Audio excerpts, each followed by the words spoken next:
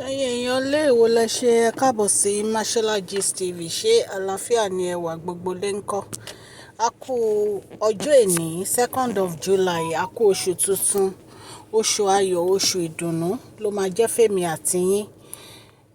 Lánàá a sọ̀rọ̀ nípa nǹkan tí ó ń ṣẹlẹ̀ ní pálásì bàbá wèrè ńlá lórí bí àwọn sisi wa gbogbo bí wọ́n ṣe ń jà fún aṣọ ẹbí èyí tí Queen Naomi fẹ́ fi ṣe ritual wọn.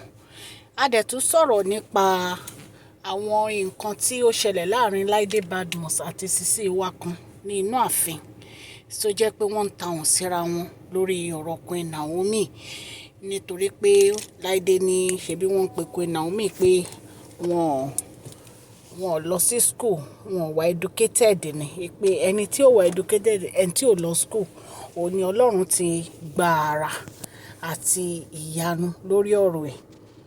Èyí tá tó wá ń gbọ́ lẹ́ni wọ́n ní sisi wa kan wọ́n ní ṣe ló gbé àwọn fámílì ẹ̀ gbé ẹjọ́ bàbá wèrè ńlá lọ sí ọ̀dọ̀ àwọn Odùduwà council lórí pé bàbá wèrè ńlá ò ní time fún sisi wa yìí. So wọ́n ní bí ó ṣe lọ rojọ́ nìyẹn fáwọn fámílì ẹ̀. Wọ́n ní àwọn fámílì ẹ̀ bá lọ sí ọ̀dọ̀ Odùduwà council, wọ́n gbẹ́jọ́ kábíyèsí lọ wípé kábíyèsí ò ní time o fún ọmọ àwọn, wípé Queen Naomi nìkan ni kábíyèsí ní time fún, wípé kí ló dé tó jẹ́ pé kábíyèsí ò lè pín kínní déédéé. Ó ṣe jẹ́ pé Queen Naomi lénìí, Queen Naomi lọ́la, Queen Naomi lọ́túnla, ó ní bàbá wèrè ńlá ń gbé kiri, wọn ò ráyè fún gbogbo àwọn sisi tó kù.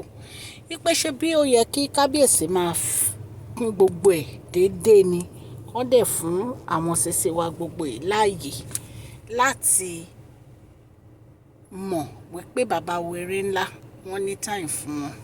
Recently la rí tí bàbá wèrè ńlá mú àwọn ẹ̀kan jáde lọ sí ibi ayẹyẹ àwọn lọ́ba. Ẹ̀yin èèyàn lé mi mọ nǹkan tí wọ́n fẹ́ kí bàbá wèrè ńlá ṣe o. Kábíyèsí ò ṣà lè ya ara wọn sí 8 àbí kan ya ara wọn sí 6. So wọ́n ní ọ̀rọ̀ yìí kò ń ṣe ọ̀rọ̀ kékeré rárá. Wọ́n ní ìgbà tí Ropo tó gbọ́ ọ̀rọ̀ yìí tí àwọn fámílì àǹtí wa yìí sọ, ó yẹ kẹ́ ti mọ àwọn fámílì àǹtí wa náà. Wọ́n ní Ropo sọ fún wọn pé kí ló dé tó jẹ́ pé àwọn nìkan náà máa ń wá rojọ́ kábíyèsí ò ṣe báyìí, kábíyèsí ò ṣe báyìí fún àwọn elders. Wípé kí ló dé tí wọ́n máa gbé family matter wọn lọ bá àwọn elder. Wọ́n ní ọ̀rọ̀ yìí wọ́n ní kò dùn mọ́ Ropo nínú. Wípé ọ̀rọ̀ Queen Naomi tó ń fi sẹ́nu ẹ̀ àwọn ò fẹ́ gbọ́ rárá. Wípé nítorí ọmọbìnrin yìí kò ta sí yín, kò ní yín lára, ó fi yín sáyé yín ni.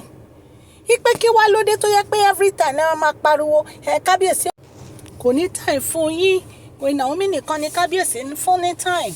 Ṣe ni wọ́n abandon àwọn, ṣe ni wọ́n dá sáwọn, ṣe ni wọ́n ráyè fáwọn. Wọ́n ní every time wọ́n lọ́rọ̀ tó máa ń sọ ni.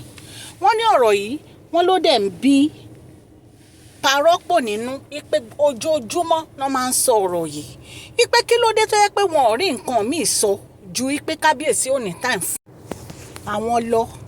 Wípé ìgbà tí àwọn wà nù palace tí Queen Naomi ò sí nù palace, wípé ṣé Queen Naomi gbé ẹjọ́ lọ sí ọ̀dọ̀ elder? Ṣé Queen Naomi rojọ́ kankan fún àwọn elder ni? Wípé ṣe wá jẹ́ every time làwọn máa rojọ́, every time náà máa rojọ́ ṣáá, wípé ṣàfiṣe ni. Wọ́n ní wọ́n wá lọ ń sọ pé kábíyèsí ò treat àwọn ọmọ àwọn dáadáa, wọ́n treat wọn bí ìgbà tó yẹ pé wọn ò jẹ́ nǹkan kan. Wípé ṣé kìí ṣe pé kábíyèsí dáná wọn ni, wípé ṣe bí kábíyèsí ṣe bí wọ́n san dáórì lé wọn lórí, wípé wáì tí kábíyèsí wá ń treat wọn anyhow. Wọ́n ní gbogbo ẹjọ́ tí Ropo ní àwọn ò fẹ́ gbọ́ ni. Wípé ọjọ́ tí àwọn bá tún gbọ́ irú ẹjọ́ báyìí tí wọ́n lọ ń kó ẹjọ́ family lọ sí ọ̀dọ̀ àwọn Odùduwà, wípé nǹkan tí àwọn máa ṣe fún wọn, wípé wọn ò ní láìkẹ́ allegedly bá ṣe gbọ́. Wípé family matter lèyí kì í ṣọ̀rọ̀ palace. Pé so wọn ò ní right láti máa gbé family matter wá sọ́dọ̀ elder. Wípé ọba ló fẹ́ wọn, nǹkan tó bá dẹ̀ wu ọba lọ́ba lè ṣe pẹ̀lú ìyàwó ìgbà tí òun ṣe pé bóyá àlè ẹ̀ ni Queen Naomi ṣebí ìyàwó ni òun dẹ̀ níyálé wọn wípé so kí wá ló wá fa irú àwọn ẹjọ́ rádaràda báyìí nǹkan tí wọ́n ní bàbá wa Pàrọ́pò sọ fún wọn nìyẹn. Ẹ̀yin èèyàn lé ẹ̀yin náà mọ̀ pé àtìgbà tí kábíyèsí ti fẹ́ Queen Naomi ó ní a ti ń gbọ́ gbogbo àwọn ẹjọ́ lóríṣiríṣi lórí kí àwọn sisi wa gbogbo yìí kán máa jealous Queen Naomi kán máa rojọ́ ìpè Queen Naomi o wọ́n ń take away kábíyèsí o royal mansion ní kábíyèsí lọ jókòó sí o wọn ò ní time fáwọn o àti ẹ̀ tó gbẹ́ pé bàbá werin ńlá gan ni kán má ṣe cleansings kankan mọ́ for now wípé àwọn fẹ́ kí àwọn mẹ́ta náà wọn fi àfi àwọn sílẹ̀ títí dìgbà tí Queen Naomi fi máa parí gbogbo àwọn ritual àwọn èyí tó ní ó ń bọ̀ tí wọ́n fẹ́ ṣe festival lórí ọ̀rọ̀ ritual yìí. Ẹ̀yin èèyàn lé wọ́n náà máa aṣọ ẹbí wọn ní ọ̀tọ̀ ni wọ́n tún jà lórí aṣọ ẹbí wípé wọ́n bá Dr. Elizabeth jà lórí aṣọ ẹbí pé kí ló dé tí Dr. Elizabeth tí wọn ò fún àwọn ní aṣọ ẹbí àwọn wípé kí dẹ̀ ló dé tí Dr. Elizabeth ń kó àwọn gift àwọn sí ojú mi tí wọn ò dà pọ̀ mọ́ ibi tó yẹ kí gift wà. Gbogbo àwọn nǹkan tá a gbọ́ ní ẹ̀yin èèyàn lé ní agbára Ọlọ́run tá a bá tún gbọ́ any other update máa mú wá fún yín ní ọ̀la ní agbára Ọlọ́run Elédùmarè á gbọ́ àdúrà gbogbo yín pátápátá. Oṣù yìí oṣù ayọ̀ ló máa jẹ́ fún èmi àti yín, oṣù ìdùnnú, oṣù àlàáfíà ló máa mú wá. Ẹ má gbàgbé pé alẹ́ ìjì ni gbogbo àwọn nǹkan tí mò ń sọ yìí o mi bá bàbá werin lágbé inú ààfin. Ẹ̀yin èèyàn lé mo tún máa pe orúkọ àwọn tí a ti mú fún prize giveaway. Máṣọ́lá ni orúkọ mi, Yorùbá ni à ń sọ lórí ìkànnì à ń sọ nítorí pé àfẹ́gbàgbé àṣà àti èdè wa dẹ̀ tún sọ fún ọ̀pọ̀lọpọ̀ àwọn tí wọn gbọ́ Gẹ̀ẹ́sì à ń sọ̀rọ̀ nípa celebrity gist royal politics àti gbogbo nǹkan tó ń ṣẹlẹ̀ ní orílẹ̀-èdè bàbá wa ní ilẹ̀ Nàìjíríà. Tẹ́ ẹ bá ti subscribe ẹ tẹ notification bell yín kẹ́ subscribe so that a bá ti post any gist ẹ máa rí òkè òkè ní ọlá yín á máa lọ o.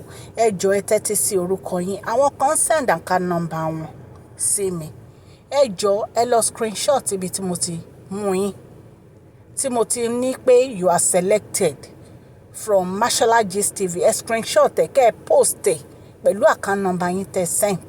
Ọlọ́run Elédùmarè á ràn gbogbo wa lọ́wọ́. Ẹ jẹ́ kí n tún pe àwọn orúkọ tá a ti mú fún yín. A gbọ́ orúkọ yẹn. First person tí màá kọ́kọ́ pè ọ ní Ọlátóyìn Ìdòwú Àlàbí Àsámà. Every time ni woman yìí ni a máa ń pè wọ́n. In fact mo appreciate yín o Miss Ọlátóyìn. Ẹnì kejì is Olúwaṣeun Òní àwọn náà àti pè wọ́n rí. Mo appreciate ẹ̀yin náà o. Ẹ̀ta Julie Okunola àti pàwọn náà rí ó dàbí ẹni pé ẹ wà faithful sí Mashola Gist TV o. Ẹnì kẹrin Fèyísayọ̀ Olúwagbádéhàn àti pàwọn náà rí ẹ ṣé gan ni mo dúpẹ́ o. Ẹnì karùn-ún Anita Adìjẹkọgbẹ́là Sarah Ibiare. Ìjọ tí mi bá porúkọ yẹn dáadáa má bínú o. Ẹnì kẹfà Alágbe Fátímọ̀ Àkànkẹ́ àti porúkọ yìí náà rí. Ní keje Abísóyè Òkúbánjọ. Ní kẹjọ Mary Ògúnkúnadé àti pè wọ́n náà rí. Kẹsàn-án Elizabeth Olúfúnwà àti pa wọ́n náà rí. Ẹnì kẹwàá Fúnmi Abítóyè àti pa wọ́n náà rí. Ẹnì kọkànlá màmá mi Grace Adeleke. God bless you mommy, we love you. Ẹnì kẹtàlá John Martins. Ìkẹrìnlá Mrs. Fọlá Roya. 15% Apostle. 17% Mr. Roto. 18% Mrs. Elizabeth Tor. Ó dàbí ẹni pọ́kọ àti ìyàwó ni wọ́n. 17% Nikki Weliko. 18% Folly Misa. 19% at Fosaso. 20% Mr. Darasami. 21% Mr. Karemeville. 22 Mrs. Elizabeth Rowe, 23 Mary Adeshola, 24 Nike Gbadamosi, 25 Alero Mark, 26 Mr. Wendy Oke, 27 Alex Masani, 28 Alika Mela, 29 Mr. Deji Sanwo-Olu, 30 Mr. Ayo Majekodunmi, 31 Mr. Nuru Oluwasanni, 32 Mr.